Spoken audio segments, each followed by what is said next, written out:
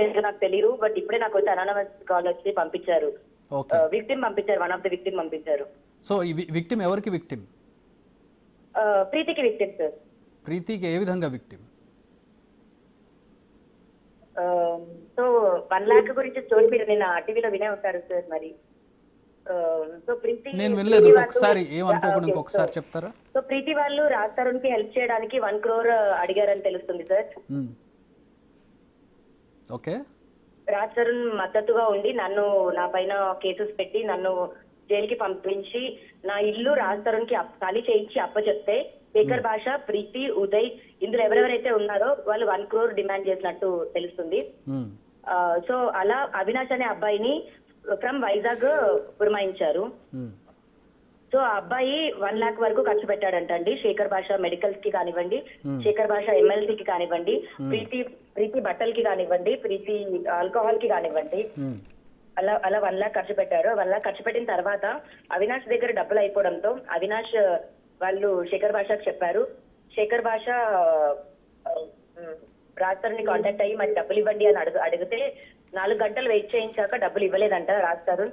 మరి ఇలా 20,000 అడిగితే ఇవ్వలేదు, 1,00,000 రూపాయలు అడిగితే ఇవ్వలేదు, ఇతను 1 కోటి రూపాయలు ఇచ్చేది ఏంటి అని ప్రీతి వాళ్ళని గట్టిగా క్వశ్చన్ చేయగా ప్రీతి వాళ్ళకి అవినాష్ వాళ్ళకి గొడవ అయిందంట అండి.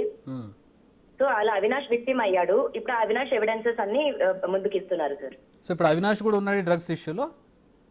ఉన్నట్టే కదా సార్, మరి నాకు తెలియదు, నేను లేను దాంట్లోని, బట్ ఉన్నట్టే కదా సార్. సో ఇప్పుడు ఈ మొత్తం వ్యవహారంలో ఈ మస్తాన్ సాయి వల్ల మీరు కూడా ఇరుక్కున్నారు అనుకోవాలా?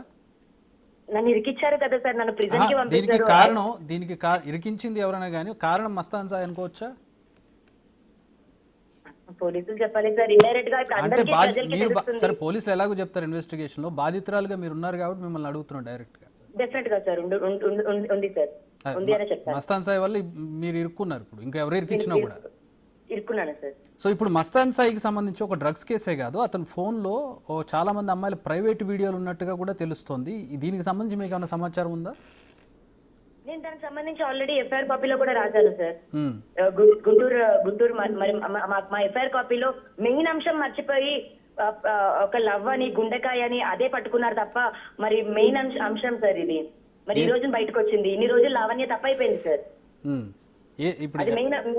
అది మెయిన్ అంశం కదా సార్.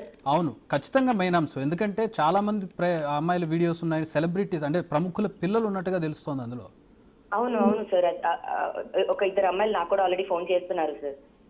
మీకు తెలిసిన వాళ్ళు ఎవరైనా ఉన్నారు అందులో? అంటే పేర్లు అవసరం లేదు కానీ బాధితులు ఉన్నారు. చెప్పలేను సార్, ఐఎమ్ రియల్లీ సారీ, నేను పేర్లు అలా చెప్పలేను, వాళ్ళు కూడా అమ్మాయిలే కాబట్టి. బట్ ఖచ్చితంగా వాళ్ళే బయటకు వస్తామని చెప్తున్నారు. మేబీ వాళ్ళు బయటకు వచ్చిన అది మనం చెప్పాక బాగుంటుందేమో సార్. అదృష్టవశాత్తు మీరు లేరు అనుకుంటా అందులో. అనుకుంటా సార్, బట్ మస్తాన్ రివీల్ అయితే చేస్తాడు. మరి వాళ్ళ ఇంట్లో కెమెరా పెట్టినప్పుడు అండ్ నా వీడియో కూడా ఉంది సార్, అది నేను ఓపెన్ గానే చెప్తున్నాను. ఓ, మీరు కూడా బాధితులు ఇప్పుడు ఆ వీడియోస్? నేను కూడా బాధితులనే సార్.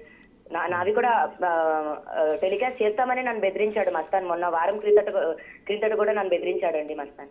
ఓకే, అంటే ఎట్లాంటి వీడియో? సో మేము ఫస్ట్ మస్తాన్ వాళ్ళ ఇంటికి వెళ్ళినప్పుడు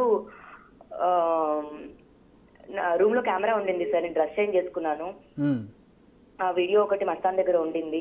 అండ్ గుంటూరులో నన్ను కొట్టి నా ఫోన్స్ కాపీ చేసుకున్నప్పుడు నా iCloud and 2 Gmails, Google photos through takeout ద్వారా నా ఫొటోస్ కాపీ చేసుకున్నాను.